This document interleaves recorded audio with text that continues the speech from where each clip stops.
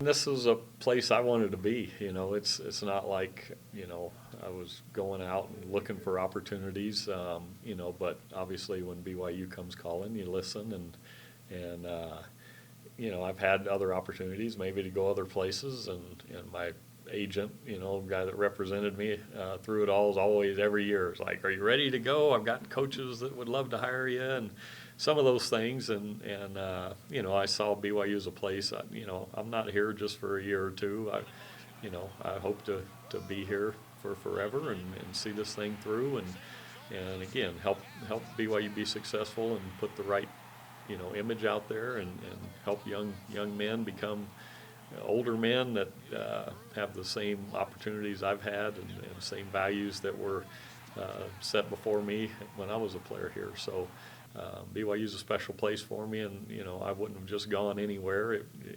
I had it pretty good down there, but felt like this was a place I wanted to be. Why is Kalani Sitake the right man to lead this program right now? Why did you want to work with Kalani? Kalani's played here. He understands the atmosphere around here, and he wanted to kind of get that feel back of guys are welcome and around, and not that it wasn't that way before, but just kind of that homey feel. And he wants us to get home and be good husbands, good fathers.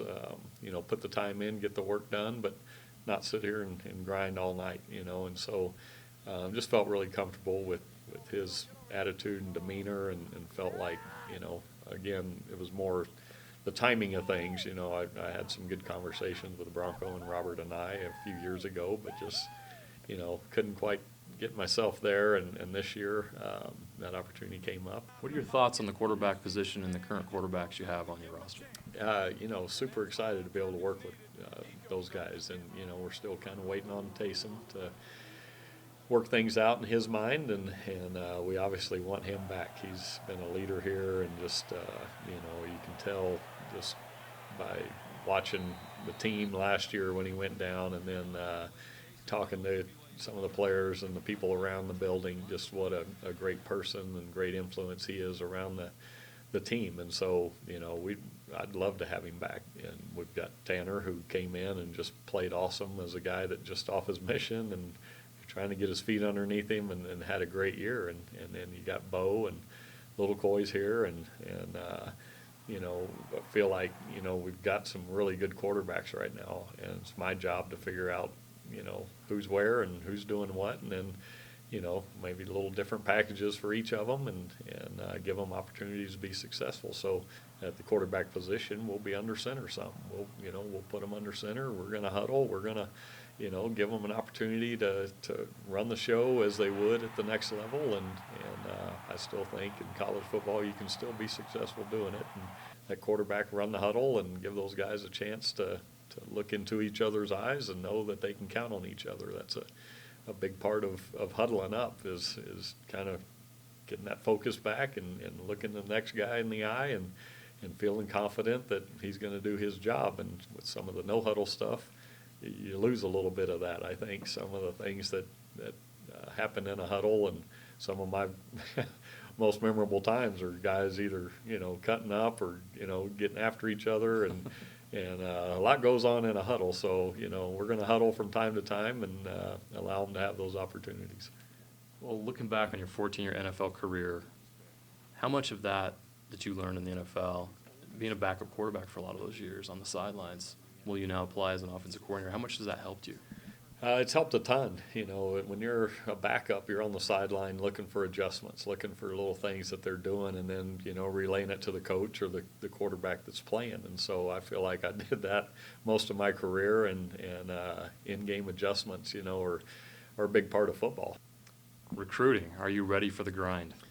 I am. I'm actually excited about that. I've been doing a little bit of it as a high school coach down there at a private school. It's a little different because they come to us first, and it seems like in college football now, you got to go to the coaches too. So I'm excited to be able to go and share my experiences here at BYU and what kind of what happened for me here and the opportunities that it provides young men at this stage in their life. And so I think, I've got as good a story as anybody that, good things can happen. And I'm excited to share those things. And, I've alerted my wife, look, I'm going to be gone. And it's a different deal. And I'm looking forward to getting out on the road and meeting parents and players and coaches and being a part of that. Do you just set the Heisman Trophy on the coffee table in the living room when you're giving your pitch? It's a little hard to carry through, as carry-on baggage. It gets a little heavy, but no, that probably won't make the trip with me. Hopefully if we get them here on a visit, they can see it when they walk in the front door. Well, obviously, part of your pitch is your story, as you mentioned. When you talk to a young man, what do you tell them about how BYU has changed your life? Well, I mean, I think the college time you spend in college is where you're really molding your friendships that are going to be for life. You're molding your views on how you want to do things. You're on your own now, and you're kind of figuring out what type of person you want to be and what you want to do in life a little bit at this age. And so, for me, that was, my opportunity here at BYU. I was, joined the church. I got married my junior year. A lot of great things happened for me here. And so, that those opportunities are there for everyone. You have a tremendous legacy here. There's risk involved taking on this challenge. Yeah, I mean, there's risk in anything we do, daily decisions, do I take a right, take a left? And, so for me, I didn't really look at it that way. It was more of an opportunity to come and be a part of this and do that again. And I know there's going to be scrutiny and, somebody's going to wonder why we ran the ball up the middle on third down. So, you're ready. I've heard it all as a fan out there myself. Yeah. And as a coach and a guy that knows football, you understand why you run up the middle on third down sometimes, and so as a quarterback, you've handled and been in pressure situations and you hear it all. And so I feel like I've been in that situation before and it's not something that I don't feel like I can handle. And, you're never going to please everyone. We're going to have some rough spots along the way, but I felt like this is where I needed to be and the right opportunity. And you can go through life playing it safe all the time, or you can jump out there and give it a shot. And so, I chose to jump in there and give it a shot and try to, be a difference here and help the program continue to be successful.